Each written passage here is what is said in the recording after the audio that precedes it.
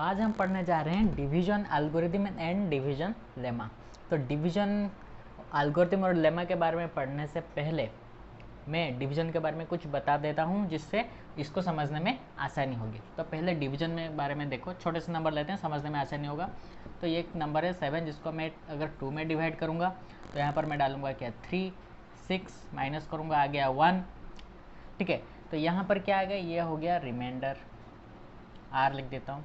ये हो गया क्वोशिएंट, ये हो गया डिविडेंड, कैपिटल डी लिख देता हूँ। ये हो गया डिविजर, इसको स्मॉल डी लिख देता हूँ। ठीक है, तो ये हो गया डिवीजन के बारे में, जिसको मैंने पहले ही बता चुका हूँ। ठीक है, तो यहाँ पर क्या होता है, अगर 7 इज इक्वल टू, मैं ये दोनों को मल्टीप्लाई किया था 2 इंटू 3, लास्ट को ये बच गया था मतलब प्लस कर देंगे तो फिर से वापस आ जाएगा। तो ये बात हमको बचपन से ही पता है, ये वाला formula dividend equal to divisor into quotient plus remainder. ये बात हमको जब हम क्लास 3 में पढ़ रहे थे, ये बात हमको पता था, हम बचपन से इस बात को पढ़ते आ रहे हैं। तो ये बात को हम अभी पढ़ेंगे। हंसी आ रहा होगा कि हम जिसको बचपन से पढ़ रहे थे अब 10th क्लास में पढ़ेंगे, लेकिन यही बात है जिसको हम पढ़ रहे हैं डिवीजन एल्गोरिथम। एल्गोरिथम मीन्स ये एक पर्शियन मैथमेटिशियन का नाम से डिराइव किया गया, जिनका नाम था मोहम्मद इब्न मूसा अल ख्वारिज़मी। तो उनका नाम से एल्गोरिथम डिराइव किया गया है। एल्गोरिथम का मतलब है वेल डिफाइंड स्टेप्स, कोई भी प्रॉब्लम सॉल्व करने के लिए जिससे हमें आसानी होगा उस प्रॉब्लम को सॉल्व करने के लिए, उस स्टेप्स को बोलते हैं एल्गोरिथम। एल्गोरिथम मतलब स्टेप्स, एल्गोरिथम मतलब क्या है, स्टेप्स। जैसे हम कंप्यूटर ओपन करते हैं, फर्स्ट स्विच ऑन करते हैं इसको फिर सीपीयू से, फिर कंप्यूटर में, ऐसे उसका कुछ स्टेप्स होता है ओपन करने के लिए। स्विच ऑफ करने के लिए पहले शट डाउन मारो, फिर सीपीयू ऑफ करो, यूपीएस, फिर पावर बटन को ऑफ करो, ये कुछ स्टेप्स होते हैं उसको ओपन और ऑन और ऑफ करने के लिए। तो वैसे ही जब भी हम मैथमेटिक्स में कोई भी प्रॉब्लम को सॉल्व करते हैं, उसका कुछ स्टेप्स है, पहले इसको करना है, पहले स्टेप 1, स्टेप 2, स्टेप 3, कुछ स्टेप्स दे के हम उसको सॉल्व करते हैं। स्टेप 1 की जगह स्टेप 2 नहीं आ सकता, स्टेप 2 की जगह स्टेप 1 नहीं आ सकता, तो स्टेप 1 करने के बाद हम स्टेप 2 करते हैं, स्टेप 2 के बाद स्टेप 3 करते हैं। इस स्टेप वाइज सॉल्विंग को हम बोलते हैं एल्गोरिथम। ठीक है, तो ये एक पर्शियन मैथमेटिशियन का नाम से डिराइव किया गया है। ठीक है, तो अलजेब्रा भी उनका एक बुक है, उन्होंने एक बुक लिखा था जिससे अलजेब्रा डिराइव किया गया वो वर्ड। ठीक है, तो ये डिवीजन मैंने यहाँ पर क्यों लिखा है, क्योंकि यहाँ पर जो रिमाइंडर है, यहाँ पर समझने के बाद हम एल्गोरिथम के जुड़े हुए कुछ प्रॉब्लम को सॉल्व करेंगे। तो पहले इस बात को समझ लो, तो रिमाइंडर क्या है, हमेशा डिविजर से छोटा होगा। Remainder always less than divisor, okay, always less than divisor, और इक्वल भी नहीं होगा, always less than divisor. Divisor से हमेशा छोटा होगा। क्यों, अगर इक्वल हो गया हम यहाँ पर 1 डाल सकते हैं, क्योंकि 2, अगर यहाँ पर 2 होता है 2 1 से 2 हम डाल सकते थे, लेकिन यहाँ पर 2 1 से 2 हम नहीं डालेंगे, क्यों, ये यहाँ से छोटा है। अगर 0 हो गया तो छोड़ देंगे, लेकिन इसके साथ इक्वल नहीं होगा कि इसके साथ इससे ज़्यादा नहीं होगा। ज़्यादा होगा तो यहाँ पर 7 ज़्यादा था, हमने उसके टेबल के हिसाब से यहाँ पर डाला है, सॉल्व किया है। ठीक है, तो हमेशा रिमाइंडर क्या होगा, इससे छोटा होगा। तो हमने इसको मल्टीप्लाई करके इसके हिसाब से यहाँ पर डाला है, तो ये इसको मल्टीप्लाई करके इसके साथ प्लस करने से क्या आ जाएगा, हमारा डिविडेंड आ जाएगा। ये हो गया हमारा फॉर्मूला, क्या है, dividend equal to divisor into quotient plus remainder. ये वाला फॉर्मूला है हमारा डिवीजन एल्गोरिथम का। ठीक है, तो ये बात सबको पता ही है। तो ये फॉर्मूला डाल के अभी हम क्वेश्चन करेंगे। तो इसको हम कहाँ पे यूज करेंगे, मेनली हम एचसीएफ निकालने के लिए इसको यूज करते हैं। सोचो कि मैं 2 नंबर दिया है, 2 नंबर लेता हूँ, एक 35 और एक लेता हूँ 56। ठीक है, तो 2 नंबर मिल गया, तो इसके एचसीएफ निकालना है। इनमें से जो छोटा होगा उसको हम लेंगे डिविजर, जो बड़ा होगा उसको लेंगे डिविडेंड। तो 35 को हम ले लेंगे क्या, डिविजर, 56 को ले लेंगे डिविडेंड। डिवाइड करते जाएंगे, 35 2 डालेंगे तो 70 हो जाएगा, तो 1 डालेंगे, 35 1 35, माइनस करेंगे, 6 - 5 1, 5 - 3 2, 21 हो गया। अब क्या करें, ये तो इससे छोटा है, अब क्या करेंगे, फिर ये जो डिविजर है ये फिर डिविडेंड हो जाएगा, जो डिविजर है उसके नेक्स्ट स्टेप में ये आ जाएगा डिविडेंड। तो हम इसको स्टेप को क्या लिखेंगे, 56 is equal to 35 into 1, remainder क्या बचा था 21, ये हुआ फर्स्ट स्टेप। ठीक है, नेक्स्ट हम करेंगे क्या, फिर से यहाँ पे 35 आ गया, डिविजर है डिविडेंड हो गया, अब जो रिमाइंडर था वो डिविजर हो जाएगा। समझ में आ रहा है। नेक्स्ट 21, 1 सा 21, 5 माइनस 1 4, 3 माइनस 2 1, 14 आ गया। अब ये भी इसको डिवाइड नहीं कर पाया, 21 भी 35 को नहीं डिवाइड कर पाया। अब इसको हम लिखेंगे क्या, 35 is equal to 21 into 1 plus 14, ऐसे लिख सकते हैं। 21 इंटू 1 21 प्लस 14 35 हो रहा है। उसके बाद फिर 21 इधर आ जाएगा, जो डिविजर है वो फिर कहाँ आ जाएगा, डिविडेंड हो जाएगा। तो 14 1 सर 14, इसको माइनस कर देंगे, क्या हो जाएगा 7। तो फिर इसको हम लिख सकते हैं, स्टेप ये 2 गया, अब स्टेप 3 क्या आ जाएगा, 21 is equal to 14 into 1 plus 7 हो गया। फिर हम इसको लिख सकते हैं, 14 यहाँ पे आ गया, 14 डिविजर था अब डिविडेंड हो गया, 7 2 ज़ा 14, 0 हो गया। जहाँ पर रिमाइंडर 0 हो गया वहाँ पर हमारा आंसर आ गया। तो स्टेप 4 में क्या आ गया, 14 is equal to 7 into 2 plus 1 sorry plus 0। ठीक है, जहाँ पर हमारा 0 आ गया रिमाइंडर, वहाँ पर हमारा क्या आ गया, आंसर आ गया। तो आंसर क्या है, अभी ये है जो डिविजर है लास्ट, वहाँ पे ये हमें मिल गया क्या, हमारा आंसर। तो बुक में जो दिया है फॉर्मूला, वहाँ पर डी की जगह क्या लिखा है, B, B Q plus R और डी पी। तो पढ़ने के लिए बहुत ही आसानी होता है, मतलब याद रखने के लिए आसानी होता है। पी कोई भी अगर एक नंबर है, पी कोई भी एक नंबर है, कोई भी इंटीजर है, तो अगर उसको डिवाइड करेंगे बी से तो हमारे क्या निकलेगा, इस तरह एक फॉर्मूला आ जाएगा, P equal to B Q plus R. ठीक है, तो ये वाला हमारा हो गया आंसर, जहाँ पर 0 आ गया वहाँ पर ये हो गया हमारा answer. This is the HCF, 7 is HCF। समझ में आ रहा है। तो ये हो गया हमारा डिवीजन एल्गोरिदम। कोई भी नंबर हो, जितना बड़ा भी नंबर हो, तुम इस फॉर्मूला को यूज करके क्या कर सकते हो, उसका HCF निकाल सकते हो। और भी बहुत सारे प्रॉब्लम सॉल्व करने के लिए डिवीजन एल्गोरिदम यूज होते हैं, जिसको हम बाद में करेंगे। अभी पढ़ेंगे डिवीजन लेमा क्या है। डिवीजन लेमा क्या है,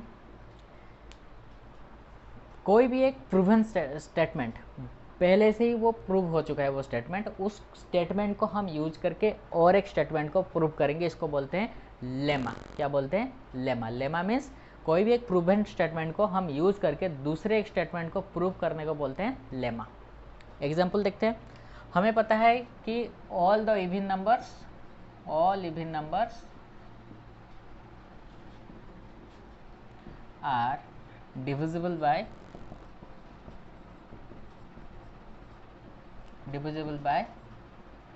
2। हमें पता है सब इवन नंबर 2 से डिविजिबल होते हैं कि नहीं।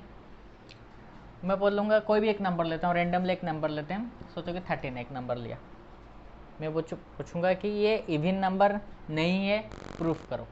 ये इवन नंबर नहीं है, इसको प्रूफ करो। तो कैसे प्रूफ करेंगे, 2 में डिवाइड करेंगे, अगर डिविजिबल नहीं होगा तो इवन नंबर नहीं है, ऑड नंबर है। इवन नंबर तो 2 तरह के होते हैं ना, इवन और ऑड होते हैं। तो इवन क्या हो गया, 2 में डिविजिबल होना चाहिए, ऑड क्या हो गया, 2 में डिविजिबल नहीं होगा, तो इसको हम डिवाइड करेंगे, हो गया। अच्छा, अगर इसको हम और करेंगे आगे तो ये हो सकता है क्या, नहीं हो सकता। तो इसको मैं कैसे लिख सकता हूँ, 13 is equal to 2 into 6 plus 1, इस तरह लिख सकता हूँ। इसके आगे नहीं होगा, तो ये 2 में डिविजिबल नहीं हुआ। क्यों नहीं हुआ, because it is an odd number, क्योंकि एक ऑड नंबर है इसलिए ये 2 में डिविजिबल है। तो हमने यहाँ पर क्या किया, पहले से एक बात प्रूफ हो चुका है, जिसका ये वाला पहले से ही प्रूफ हो चुका है, all the even numbers are divisible by 2, ये बात हम पहले ही प्रूफ हो चुका है।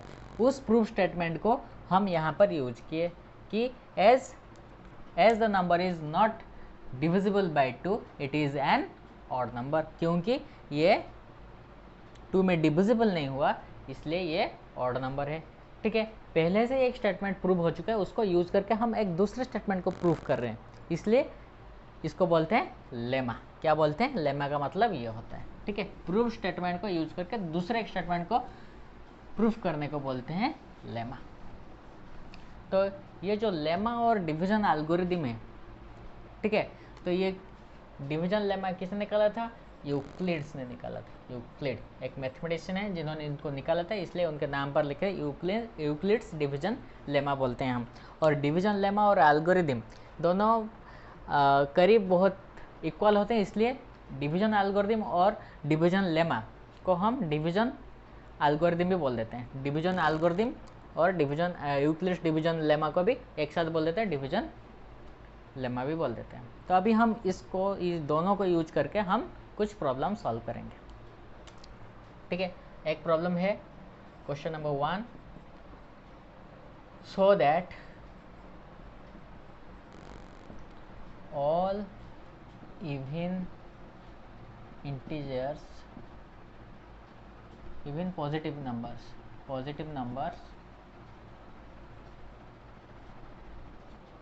are in the form 2p and odd numbers 2p plus 1। Proof करो कि जितने भी सब पॉजिटिव नंबर्स हैं, इवन नंबर्स हैं, वो 2p के फॉर्म में, और जितने ऑड नंबर है वो 2p plus 1 के फॉर्म में है। तो लेते हैं कुछ, क्या सोचो कि कोई भी एक पॉजिटिव नंबर है, कोई भी एक पॉजिटिव इंटीजर है, तो इसको क्या होगा? अगर मैं इस कोई भी नंबर b से डिवाइड करूँगा तो क्या हो जाएगा? b कोई तो एक क्वेश्चन निकला प्लस r होगा, क्योंकि यहाँ पर आंसर क्या है? 2p है। ठीक है, तो रिमाइंडर क्या होगा? तो रिमाइंडर हम गेस कर सकते हैं, क्योंकि ये जो b है यहाँ पर 2 है, जो 2 है, इसको देखकर रिमाइंडर क्या होगा हम बोल सकते हैं। क्यों? मैंने बोला था रिमाइंडर हमेशा क्या होगा? डिविजर से हमेशा छोटा होगा, डिविजर से हमेशा छोटा होगा। So remainder is always less than the divisor. तो मतलब यहाँ पर 2 है, मतलब ये आइदर 0 हो सकता है और 1 हो सकता है, 0 हो सकता है या तो 1 हो सकता है। तो a इक्वल टू क्या हो सकता है? 2p प्लस 0 हो सकता है, मतलब सिर्फ 2p, और 2p प्लस 1 हो सकता है। ठीक है, हमें पता है कोई भी नंबर को अगर हम 2 के साथ मल्टीप्लाई करते हैं वो इवन होता है, हमें पता है। तो 2p मीन्स इवन नंबर हो गया, पता चल गया। और रिमाइंडर 0 निकल गया, तो रिमाइंडर 0 निकल रहा है मतलब क्या? आंसर निकल गया। आंसर क्या होता है? ये वाला आंसर होता है जो हमने अभी किया था, 2 को 7 के साथ डिवाइड किया था, करके निकाला था हमारा, जहाँ पर आंसर आ गया। ठीक है, तो ये हो गया 0 आ गया, मतलब ये वाला आंसर। अब इसके साथ अगर प्लस 1 कर देते हैं, तो हमें तो पता है नंबर में क्या होता है? एक इवन होता है, उसके बाद ऑड होता है, उसके बाद इवन होता है, ऐसा अल्टरनेट होकर चलता है। तो अगर ये 2p हो गया इवन, तो ये हो जाएगा ऑड प्लस 1 कर देने से। ठीक है, तो हमने इसको प्रूफ किया है, किसके मदद से? कोई भी एक प्रूवन स्टेटमेंट पहले से ही है, हमें पता है। प्रूफ स्टेटमेंट को हमने यूज किया करके हमने इसको प्रूफ किया कि all the even integers are in the form 2p and odd integers are in the form of 2p plus 1। ठीक है, और एक करते हैं प्रॉब्लम।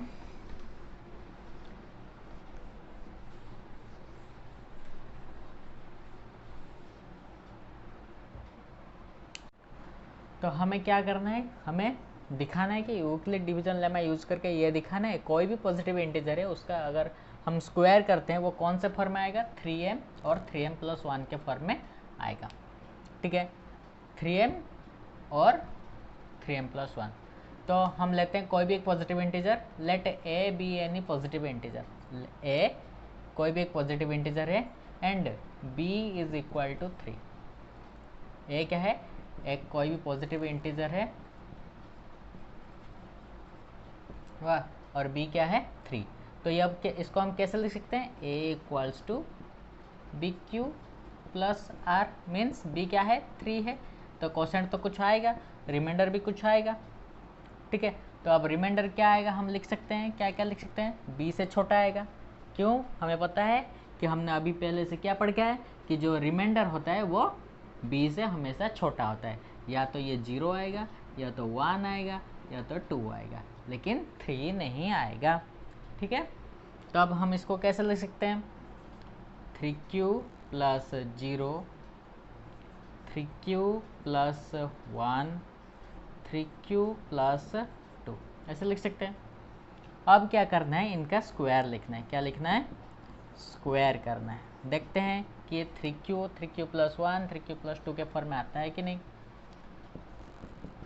ठीक है, तो पहले ये वाला पहला वाला लेते हैं, a इक्वल टू 3q, तो इसका स्क्वायर करते हैं। तो क्या आ गया? ये आ गया a स्क्वायर। ये क्या हो गया? 9q square. ठीक है, अब इसको 9q स्क्वायर को मैं कैसे लिख सकता हूँ? 3 कॉमन ले जाता हूँ, ब्रैकेट में कौन रह गया? 3q स्क्वायर अंदर रह गया। तो अगर मैं ये तो कोई तो एक नंबर निकलेगा, क्यू के जगह पे कोई भी अगर नंबर डालने से, इंटीजर डालने से, तो ये इसका कोई तो एक वैल्यू निकलेगा। लेट वो उसका वैल्यू m हो गया। इसका जो 3q स्क्वायर कोई भी एक नंबर होता है वो m है, तो इसको मैं 3m के स्क्वायर में लिख सकता हूँ। कोई तो एक नंबर आएगा ना इसको सॉल्व करने के बाद, तो वो नंबर मैंने लिया m। लेट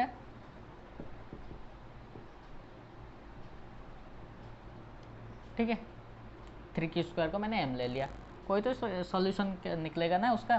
तो दूसरा आप लेते हैं, a equal to 3q plus 1। अब इसका स्क्वायर निकालते हैं। निकालो। अरे वाह, आंसर निकल रहा है। So A square is equal to A square, A plus B का होल स्क्वायर फॉर्मूला आ गया, मतलब ये हो गया 9q square, A square plus 2ab 6q plus B square, मतलब 1 का square 1।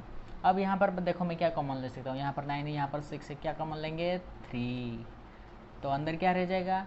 3q square plus 2q plus 1। ठीक है, तो इसको भी सॉल्व करने से कुछ तो वैल्यू निकलेगा इसका। तो मैं लेता हूँ let m is equal to 3q square plus 2q ले लिया। तो इसके जगह पर मैं m लिख सकता हूँ, तो इसको लिख दिया मैंने 3m प्लस, इसको जगह पर m लिख दिया प्लस 1 हो गया, 3m प्लस 1 हो गया। अब नेक्स्ट वाला करते हैं 3q प्लस 2। ठीक है, 3q प्लस 2, देखो ध्यान से, 3q plus 2 A equal to 3q plus 2। अब इसका स्क्वायर और इसका square, so A square is equal to A plus B का होल स्क्वायर फॉर्मूला डाल देंगे, 9q square plus 12q plus 4 हो गया। ए प्लस बी का whole square formula A square plus 2ab plus B square is equal to, यहाँ पर common क्या लेंगे? देखो इस 4 को मैं 3 प्लस 1 लिख सकता हूँ कि नहीं? इस 4 को मैं 3 प्लस 1 लिख देता हूँ, कुछ फ़र्क पड़ेगा तो मैं नहीं पड़ेगा, मेरा मर्जी में लिख सकता हूँ, तुम भी लिख सकते हो। तो यहाँ पर मैं 3 कॉमन लेता हूँ, तो ब्रैकेट के अंदर क्या आ जाएगा? 3q square plus 4q plus 1 plus 1।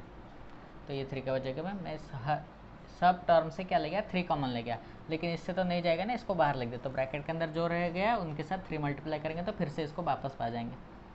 ठीक है, तब अगर मैं इसको ले जाता हूँ m, जैसे इस यहाँ पर लिया था, इनको सब m लिया था, तो इनको भी ले जाता हूँ m, तो इसके जगह पर मैं m लिख सकता हूँ।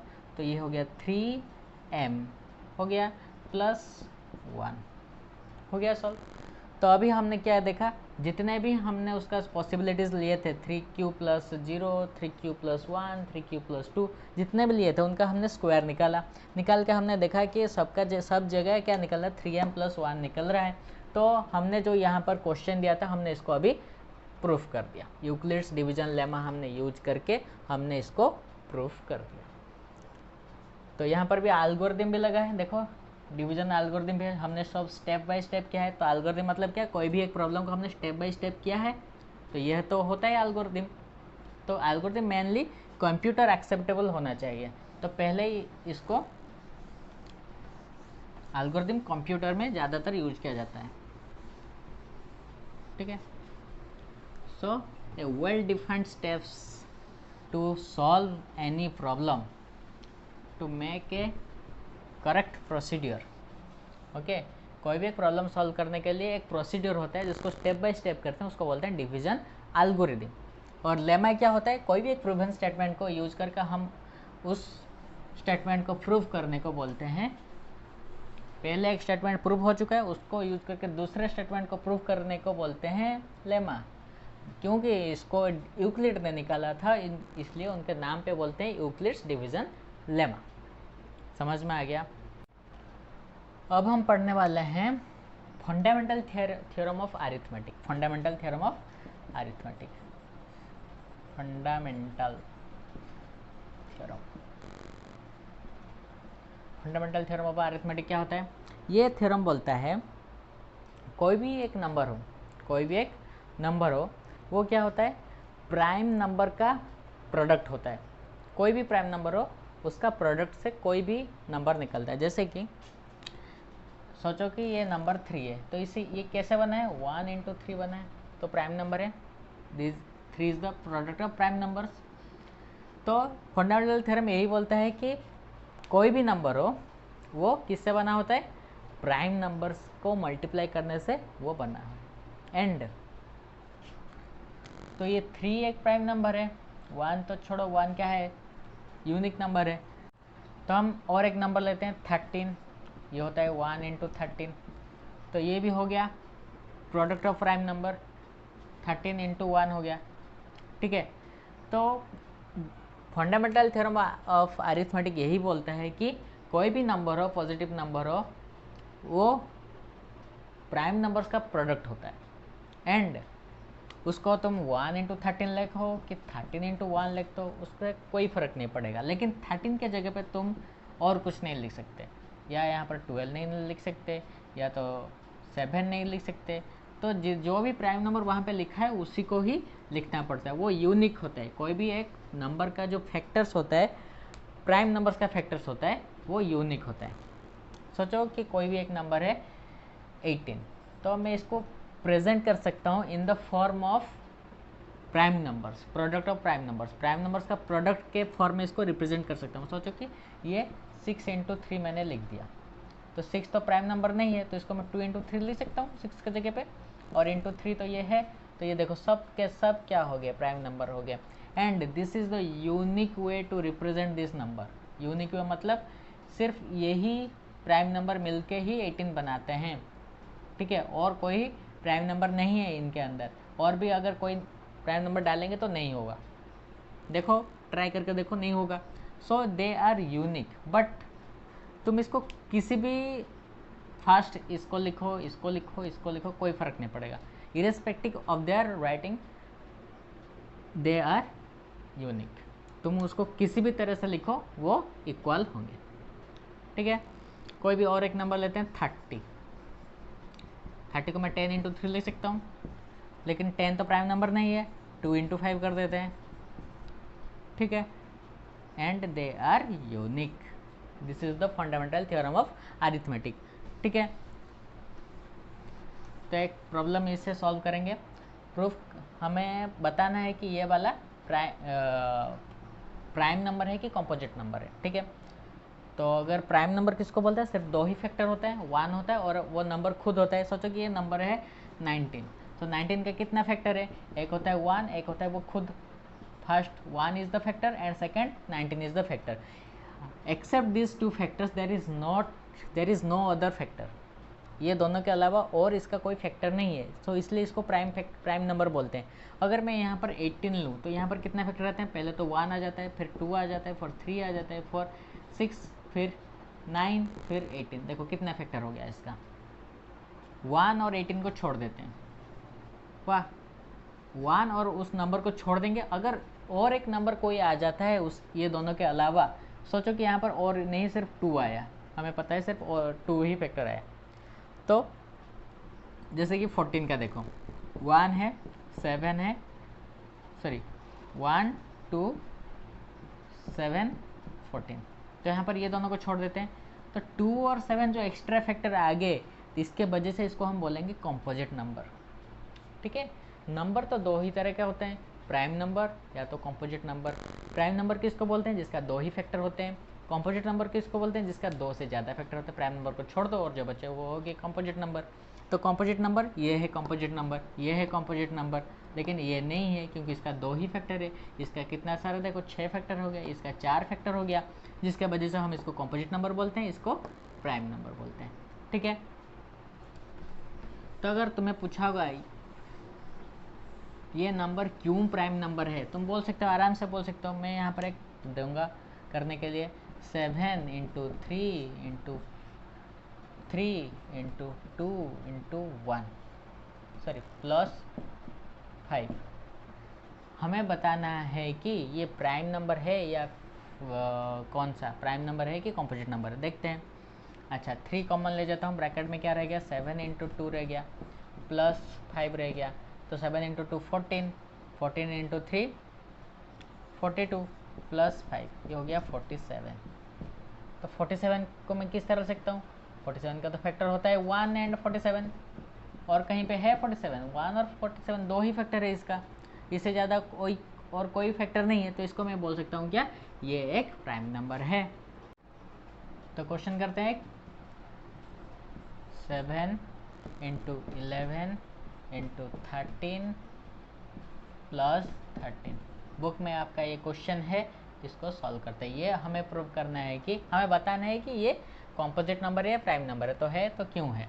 तो यहाँ पर हम देखो क्या कॉमन ले सकते हैं, यहाँ पर 13 है, यहाँ पर 13 है, कॉमन ले जाते हैं, 13 ले जाते हैं।